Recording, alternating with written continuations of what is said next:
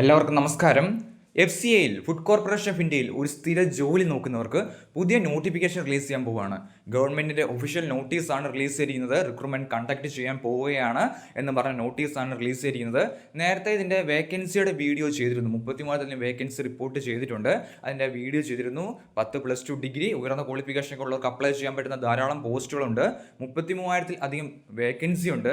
ഇതിന്റെ recruitment conduct ചെയ്യുന്നത് IBPS ആണ്. സോ നമുക്ക് റിലീസ് ചെയ്തിരിക്കുന്ന നോട്ടീസ് എന്താണെന്ന് നോക്കാം.